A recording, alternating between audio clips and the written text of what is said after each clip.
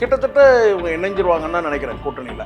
அதிமுக தவற விட்ட பால் வந்து இவங்க கேட்ச் பண்ணுறது இவங்க இருக்கிறாங்க லாபகமாக. இந்த முறை சரியா பலம் நழுவி பால் அப்படி கண்டிப்பாக நழுவி விழுந்துரும் தான் நினைக்கிறேன். ஒருவேளை இந்த ராஜ்யசபா சீட்டை ஒன்று வாங்கிக்கிட்டு அவங்க அடுத்த தேர்தலில் வந்து திமுகவுக்கு போயிடுவாங்க, இல்லை இங்கே ஒரு சீட்டு நம்ம கொடுக்கறதுனால அடுத்து ஒரு 10 சீட்டு கேட்டு டிமாண்ட் பண்ண போகிறாங்க, இப்படி ஏதோ ஒரு குழப்பம் வந்து எடப்பாடி பழனிசாமி அவர்களுக்கு இருந்திருக்கும். பாஜக தரப்புல இருந்து தேமுதிக தரப்புல எந்த பேச்சும் நடக்கல. ஆனா அதுக்கு முன்னாடியே விஜய் பிரபாகர் ஒரு கேட்ட போட்டார், விஜய் வந்து எனக்கு ஜூனியர் அரசியல். அப்பவே முடிவாயிடுச்சு. திமுகவுக்கு ஆதாயம் தான் சார், தேமுதிக தங்கள் பக்கம் இருக்கிறதுனால சாதகம் தான். Meenakshi Academy of Higher Education and Research. Admissions open. Apply online. Green Park Coaching Center. All India first rank. 720 out of 720. Number of students joined MBBS in 2024, 1951. Green Park Coaching Center. Periyar Maniammai Institute of Science and Technology, Thanjavur. The world needs you. அறுவை சிகிச்சையில் கத்தை என்பது வரலாறு, robotic surgery என்பது இன்றைய கூறு. தங்கம் புற்றுநோய் சிகிச்சை மையம், நாமக்கல் மற்றும் கான்பூர். உலக தமிழர்களுக்கு வணக்கம். இது கிங் டிவி. இன்றைக்கு நம்மோடு நேர்காணலில் இழந்திருப்பவர் அரசியல் விமர்சகர், பத்திரிகையாளர் திரு சேக்குவேரா ஜெய்சங்கர் அவர்கள். சார் வணக்கம். வணக்கம் சதீஷ். வணக்கம். தொடர்ந்து திமுகவுடைய கூட்டணி ஒரு பலமான கூட்டணியாக இருப்பதாக நம்பப்படுகிற நிலையில் தற்போது தேமுதிகவை திமுகவுடைய கூட்டணிக்கு அழைப்பு விடுத்திருக்கிறார்கள். நேரடியாக திமுக இல்லாம காங்கிரஸ் கட்சியுடைய தலைவர் அழைப்பு விடுத்திருக்கிறார். முதற்கட்டமாக இந்த அழைப்பை எப்படி புரிந்து கொள்வது? கிட்டத்தட்ட இவங்க இணைஞ்சிருவாங்கன்னு தான் நினைக்கிறேன் கூட்டணியில. யார் யார் தேமுதிக இணைக்கிற வேலையை இவங்க பாக்குறாங்களா? இணைக்கிற வேலையை பார்க்கல, அது இயல்பாவே இணையுது. ஏன்னா அவங்க தவற விட்ட பாலை வந்து இவங்க கேட்ச் பண்றாங்க, அவ்வளவுதான். அதிமுக தவற விட்ட பால் வந்து இவங்க கேட்ச் பண்றதுல இவங்க இருக்கிறாங்க லாபகமா. இந்த முறை சரியா பலம் நழுவி பால் அப்படி கண்டிப்பா நழுவி விழுந்துரும் தான் நினைக்கிறேன். ஏன்னா ஒரே ஒரு சொல்லலாம் என்னன்னு கேட்டினா, ஒரே ஒரு எம்பி சீட்டு தான் அது வந்து, அதுக்காக இவங்க வந்து வில போறாங்களான்னு கூட சொல்லுவாங்க தான் தேமுதிக. ஒரு வாக்குறுதி கொடுக்கப்பட்டு அந்த வாக்குறுதி வந்து இவங்க சொல்றாங்க அவர் வந்து ஒரு வாக்கு கொடுத்தாங்க, ஒரு வந்து 5 சீட்டு, ஒரு சீட்டு வந்து பாராளுமன்ற சீட்டு வந்து ராஜ்யசபா சீட்டு கொடுக்கறதா சொன்னாங்க. ஆனால் அந்த வாக்கை வந்து அவர் வந்து மீறுறாங்கன்றது தான் இவங்களுடைய இது. இப்போ ஒரு வாய்ப்பு இருக்கும்போது அதை ஒன்று கொடுத்து தேமுதிகவை தக்க வச்சிருக்கலாம். ஒருவேளை ஒரு சீட்டு இதை கொடுத்தோம்னா இவங்க 6 சீட்டு வந்து சட்டமன்றத்துக்கு டிமாண்ட் பண்ணுவாங்கன்னு சொல்லி கூட ஒருவேளை தவிர்த்துட்டாரோ, ஒருவேளை இந்த ராஜ்யசபா சீட்டை ஒன்று வாங்கிக்கிட்டு அவங்க அடுத்த தேர்தலில் வந்து திமுகவுக்கு போயிடுவாங்க, இல்லை இங்கே ஒரு சீட்டு நம்ம கொடுக்கறதுனால அடுத்து ஒரு 10 சீட்டு கேட்டு டிமாண்ட் பண்ண போகிறாங்க, இப்படி ஏதோ ஒரு குழப்பம் வந்து எடப்பாடி பழனிசாமி அவர்களுக்கு இருந்திருக்கும் போல இருக்கு. எதுக்காக அவர் தவற விட்டாருன்னு தெரில. ஒரு கட்டத்தில் இதை வந்து கேட்டால் அந்த பொலிட்டிக்கல் அனலைசர்கள்லாம் இருக்கிறாங்கல்ல, உங்களுக்கு தெரியும், ரவீந்திரன் துரைசாமிலாம் வந்து அதிமுக வந்து ஒரு ரசர் கேட்டினா வந்து ஒரு கட்டத்தில் ஏதேனும் ஒரு வகையில் வந்து கேட்டினா அதை வீழ்த்தணுன்ற முடிவில் தான் இருக்கிறாங்க. அதுக்கு காரணம் தனிப்பட்ட மோதல்கள் கூட சில நேரங்களில் நடக்குது. ரவீந்திரன் துரைசாமி ஒரு கருத்தை சொல்ல, அதுக்கு வந்து ஒரு சிவி சண்முகம் வந்து அதுக்கு வந்து கோர்ட்டுக்கு போக, அதுக்கப்புறம் அது வந்து கோர்ட்டும் அந்த கேஸை எடுக்காத போது மறுபடியும் அதுக்கு ஒரு அழுத்தம் ஹைகோர்ட்டில் ஒரு கேஸை போட்டு அதுக்கப்புறம் அவர் வந்து ஒரு கண்டிஷன் பெயில் கொடுத்து அதுக்கப்புறம் போயிட்டு இதெல்லாம் நடக்குது. Ravindran Duraisamy in between Ravindran Duraisamy and versus Edappadi Palaniswami நடக்குது. இப்போ ரவீந்திரன் துரைசாமியோட காய் நகர்த்தல் கூட இதுக்கு பின்னாடி இருக்கு. அவர் வந்து இந்த பக்கம் வந்து தள்ளி விடுறாரு, அந்த பாலை வந்து திமுக வந்து கேட்ச் பண்ணிக்கும். செல்வ பெருந்தகை மூலமா கேட்ச் பண்றாங்க. அப்படி இருக்கலாம்.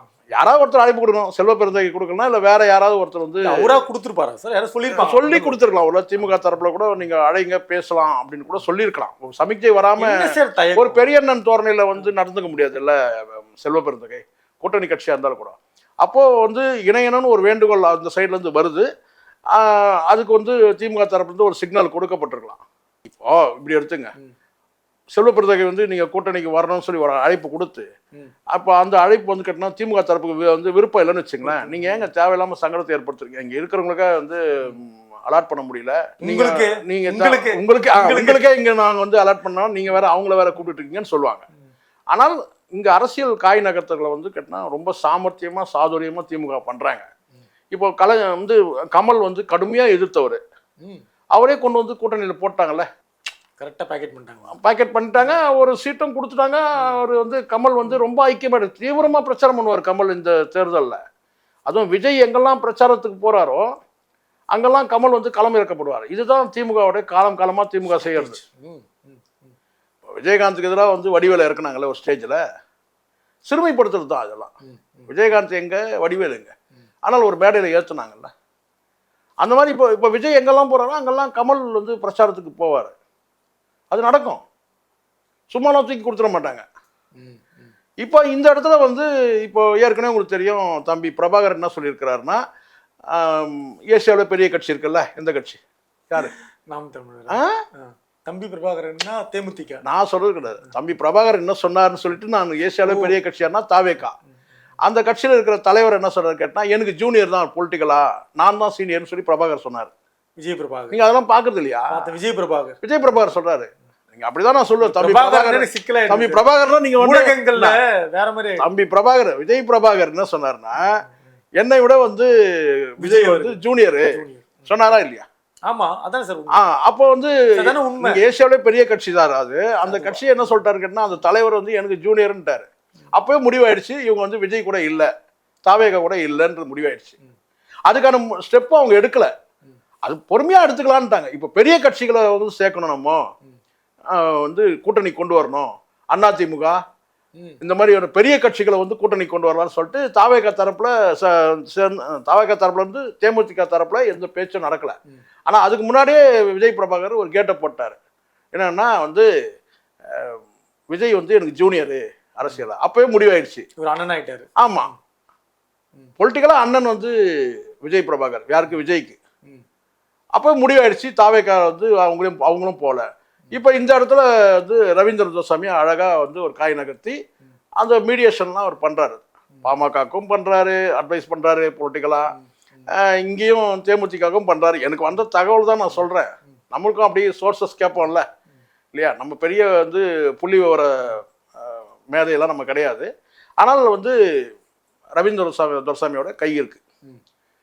தேமுதிக வந்து அதிமுக வந்து உடைக்கிறது, நழுவிட்டாங்கன்றதுக்கு இவர் வேலை, இணைக்கிறது அவர் வேலை. ஆமா, இணைக்கிறது அவர் வேலை.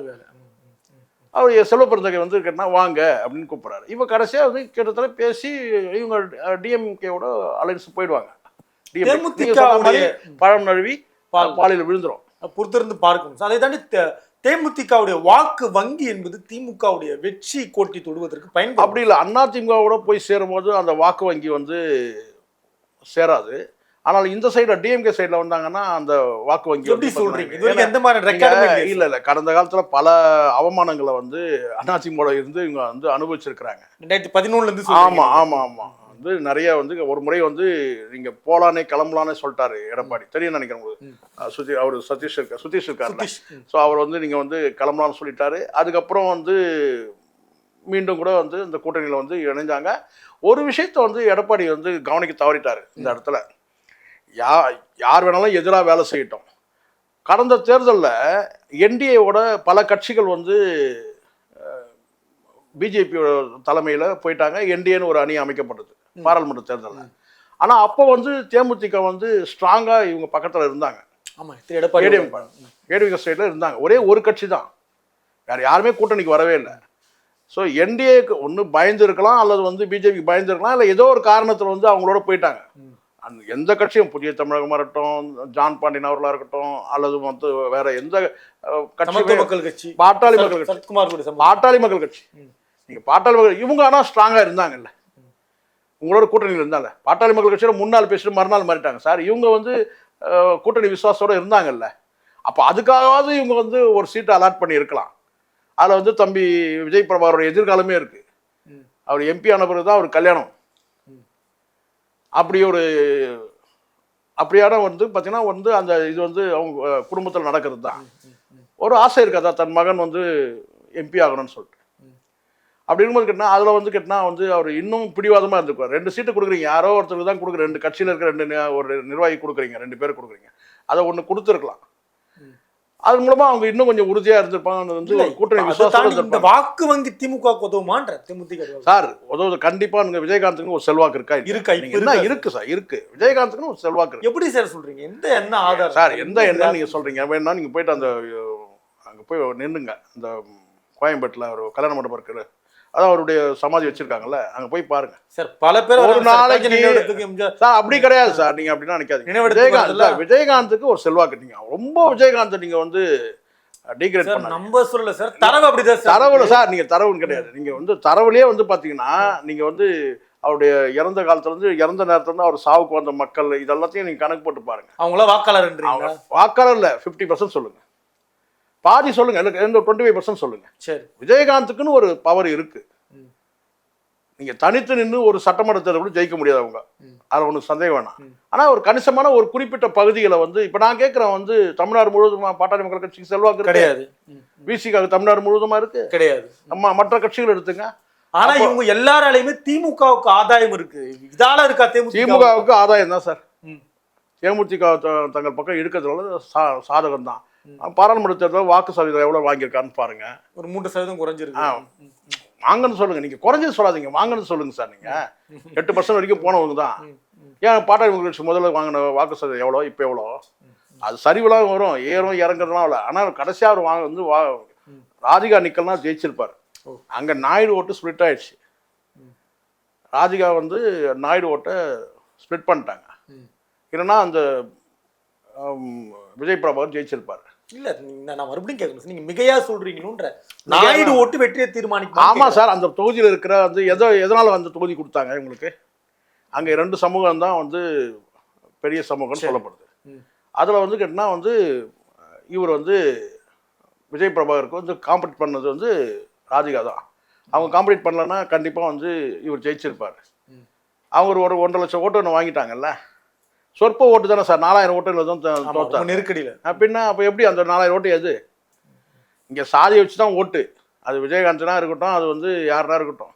இங்கே வந்து எம்ஜிஆரும் ஜெயலலிதாவும் பார்த்த பார்வை வேற, புரியுங்களா? ஆனால் அவங்க நிற்க வச்ச கேண்டிடேட்டை பாருங்க. நீங்கள் எம்ஜிஆர் ஒரு தொகுதியில் எந்தெந்த கேண்டிடேட் நிற்க வச்சிருக்காரு, ஜெயலலிதா எந்தெந்த கேண்டிடேட் நிற்க வச்சிருக்காரு, கலைஞர் யார் நிற்க வச்சிருக்காரு, அந்தந்த பகுதியில் இருக்கிற வந்து வாக்காளர்கள் வந்து எப்படி பார்க்குறாங்கன்னு கேட்டால் சாதியும் பார்க்குறாங்க. சாதியும் பார்த்து தான் ஓட்டு போடுறாங்க. இப்போ சீட்டு கொடுக்குற நிலைமை வந்தால் கூட எந்த அளவுக்கு திமுக அதை அனுசரித்து கொடுத்துப்பாங்க? சீட்டு கொடுக்குறதுல சின்ன அனுசரித்து கொடுக்குறதில்ல. இப்போ வேற வழி இல்லை. இப்போ இவங்களுக்கும் இப்போ தேமுதிகாவுக்கு வேற வழி என்ன இருக்குது? இப்போ ஒரே 2 ஆப்ஷன் தானே சார். இல்லை ஏசியாவிலே பெரிய கட்சி விஜய்கிட்டே போவாங்க, நீங்களே சொல்லுங்கள். போனால் 2 இடம் தான். ஒன்று அதிமுக போனால், அதிமுக இல்லைன்னு சொன்னால் அடுத்தது வந்து அதிமுக கூட முழுசா இல்லைன்னு சொல்லலை சார். அவங்க முழுசா இல்லைன்னு கிட்டத்தட்ட அது வந்து அவங்க மனம் காயமானது உண்மைதான். அவங்க சொல்கிறாங்கல்ல, அதுக்கு சரியான ஒரு விளக்கம் கொடுத்து யாராவது ஒரு தூதுவர் அனுப்பி அவங்கள சமாதானப்படுத்தி இருக்கணும். அவங்களும் இன்னும் வந்து வேகமாக இந்த வார்த்தையை விடலை. அவங்களும் பக்குவமாக பேசுகிறாங்க. ஆனால் வந்து அப்படி அவங்க சொல்கிறாங்கல்ல, ஒரு வார்த்தை சொல்கிறாங்கல்ல, இந்த சட்டமன்ற தொகுதியை ஒதுக்கும் போதே வந்து ராஜ்யசபாவுக்கு ஒரு சீட்டு கொடுக்கறதா தான் பேச்சு, அப்படி ஒரு வாக்கு கொடுத்தாரு சொல்கிறாங்க. அதை நீங்கள் மறுக்கிறீங்கன்னு சொன்னால் அதுக்கு அடுத்த கட்டம் கேட்டால் உங்களோட நிலைப்பாடு என்னன்றதை ஒரு தூதுவர் அனுப்பி பேசி சமாதானம் பண்ணி. இப்போ கூட்டணியில் இருக்கிறாங்களா இல்லையான்னு சந்தேகம் உங்களுக்கு இருக்கா இல்லையா? கண்டிப்பாக தேமுதிக கூட்டணியில் இருக்கா இல்லையா? அவங்க சரியான சந்தர்ப்பம் பார்க்கும்போது அவங்க வந்து பொதுக்குழுல ஒரு தீர்மானம் நிறைவேற்றுறாங்க. அதுக்கு அவங்க வந்து நன்றி சொல்றாங்க. நேற்றும் முன்னாள் முதல்வருக்கு பாராட்டு கொடுத்தாங்க. அவ்வளோதான். இப்போ அப்படின்னா இப்போ செல்வ பெருந்தகை வந்து அழைப்பு கொடுக்குறாரு. ஒரு கட்சி கூட்டணி இருந்தால் வந்து கூட்டணி வலுவா இருக்குல்ல சார். இடம் இருக்கா திமுக? அதிமுக வீழ்த்த நினைக்கக்கூடிய பலரும் கூட அண்ணன் ரவீந்திரன் துரைசாமியோட சேர்த்தே சொல்லுவோம். நம்ம பொலிட்டிக்கல் அனலைசர் தான், ஆனால் இருந்தாலும் அவருக்கும் அந்த இது இருக்குது. அதிமுக வந்து அது செல்லாத கட்சி, எடப்பாடி வந்து தகுதியான தலைவர் இல்லைன்றது அவருடைய எண்ணம். அது அவருடைய பேட்டி நேர்காணலில் வெளியிடுறாரு. நம்ம ஏன் அவர் மீண்டும் நம்ம சொல்கிறோன்னா, மெனக்கட்ட அவர் உழைக்கிறாரு. இது அதிமுக வீழ்த்துறதுக்கு திமுகவுக்காக உழைக்கிறாரா இல்லையான்னு தெரியாது. அதிமுக நாம் தமிழருக்கு ஒரு பொலிட்டிக்கல் அனலைசர் இருக்கிறாருன்னு ஒரு தகவல் சொல்கிறாங்க. அது எவ்வளோ தூரம் உண்மைன்னு தெரியல. அதுவும் வந்து கூட உண்மையாக கூட இருக்கலாம். ஆனால் வந்து மிகப்பெரிய பொலிட்டிக்கல் அனலைசர்னால் அது வந்து சீமான், அவர் கட்சிக்கு அவர் தான் பொலிட்டிக்கல் அனலைசர்.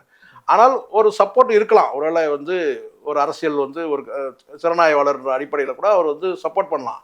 ஆனால் ஒரு விஷயத்தில் உறுதியாக இருக்கிறாரு ஆர்டி, என்னன்னா அதிமுகவை வீழ்த்தணுன்றதுல முடிவோடு இருக்கிறாரு. அதுக்கு தேமுதிகவை துண்டுச்சிட்டு, அது வந்து துண்டுச்சிட்டு இல்லை, அவங்களுக்கு வந்து ரூட் எடுத்து கொடுக்குறாரு. அவ்வளோதான். நீங்கள் அங்கே எதுக்கு வெஸ்டாக இருக்கிறீங்க, அவங்களால உங்களுக்கு எந்த பலனும் கிடையாது, உங்களால் தான் அவங்களுக்கு பலன் அப்படின்ற மாதிரி வந்து ஏதோ ஒரு பாயிண்ட் எடுத்து கொடுக்குறாரு. ஆனால் அது அதுவும் வந்து கரெக்டாக வந்து பொருந்தது இல்லை. அவங்களும் இப்போ விலகி வராங்கல்ல. இருக்கிற ஒரு கட்சி கடந்த தேர்தலே உங்களுக்கு தெரியும், தேமுதிக வந்து ஒரே ஒரு சீட்டு வந்து பார்த்தீங்கன்னா வந்து அந்த ஒரு சீட்டு நம்பிக்கைக்காக அவங்க போகிறாங்க. ராஜ்யசபா சீட்டுக்காக தான் அவங்க போகிறதே. சட்டமன்றத்தில் ஒரு 5 சீட்டு கொடுக்குறீங்க, அவங்க வாங்கிக்கிறாங்க. அதை தாண்டி வந்து 50 கோடின்னு சொல்கிறாங்க, அது எனக்கு தெரியாது. 50 கோடி கொடுத்ததா ஒரு தகவல் இருக்குது, அது எவ்வளோ தூரம் வந்து உண்மைன்றது தெரியாது. ஆனால் 50 கோடின்னு சொல்கிறாங்க. அது வந்து பல தகவல் வந்து அரசியல் வட்டாரத்தில் பேசப்பட்டது.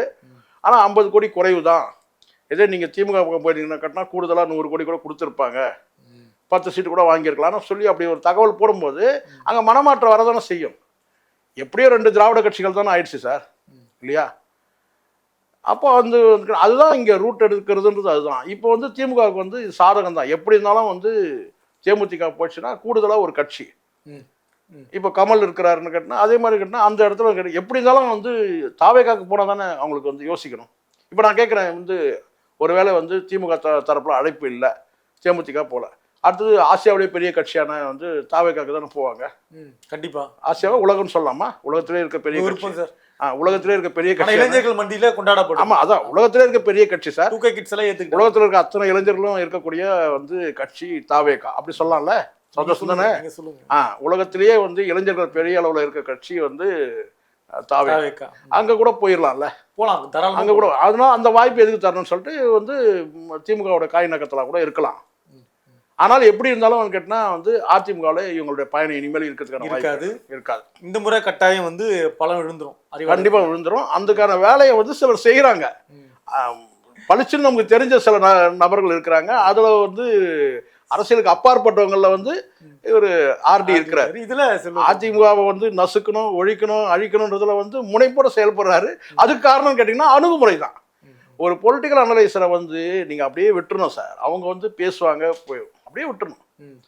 அவங்கள கொண்டு வந்து நீங்கள் அரசியல்வாதி மாதிரி நீங்கள் மோதலே வச்சுக்கூடாது.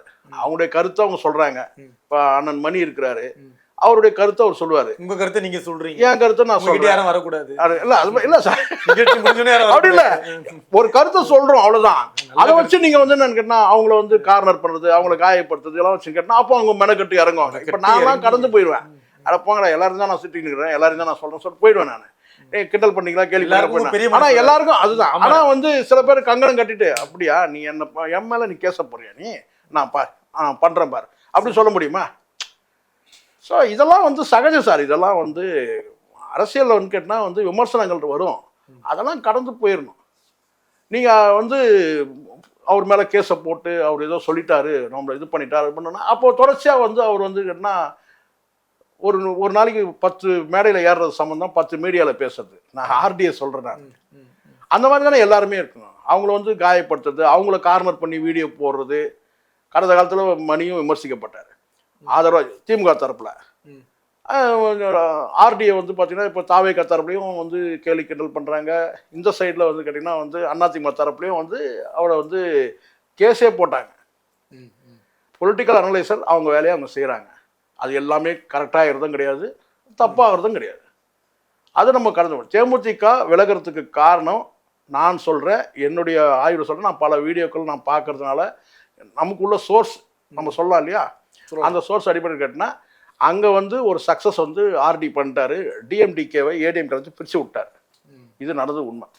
ஸோ இப்போ அடுத்து இனி வரும் காலங்களில் நீங்க சொன்ன மாதிரி இந்த பால் போய் ராயப்பேட்டால இல்ல எனக்கு தெரிஞ்ச திமுக வந்து ரொம்ப நிதானமா இந்த பாலை கேஷ் பண்ணிட்டாங்க. அது முடிஞ்சிருச்சு. நான் தான் சொல்றேன்ல, செல்வ பெருந்தகை வந்து மு.க. ஸ்டாலினோட அந்த சமிக்கை இல்லாமல் திமுக தரப்பு ஒரு சமிக்கை இல்லாமல்லாம் வந்து அவர் அழைப்பு கொடுக்க மாட்டார். அப்படி அழைப்பு கொடுத்தா சங்கடம் ஆகும் சார். இவர் அழைப்பாரு, அவங்க வேணான்னு சொன்னாங்கன்னு வச்சுங்களேன், அப்போ ஒரு தலைவர் அசிங்கப்படுத்துற மாதிரி ஆயிரும்ல. ஃபர்ஸ்ட் மூவ்மெண்ட் அது நடந்துடுச்சு. பொறுத்திருந்து தான் பார்க்கணும். ஆமா, கண்டிப்பா. நன்றி sir. Meenakshi Academy of Higher Education and Research. Admissions open. Apply online. Green Park Coaching Center. All India first rank. 720 out of 720. Number of students joined MBBS in 2024, 1951. Green Park Coaching Center. Periyar Maniammai Institute of Science and Technology, Thanjavur. The world needs you. அறுவை சிகிச்சையில் கத்தை என்பது வரலாறு, robotic surgery என்பது இன்றைய கூறு. தங்கம் புற்றுநோய் சிகிச்சை மையம், நாமக்கல் மற்றும் கான்பூர்.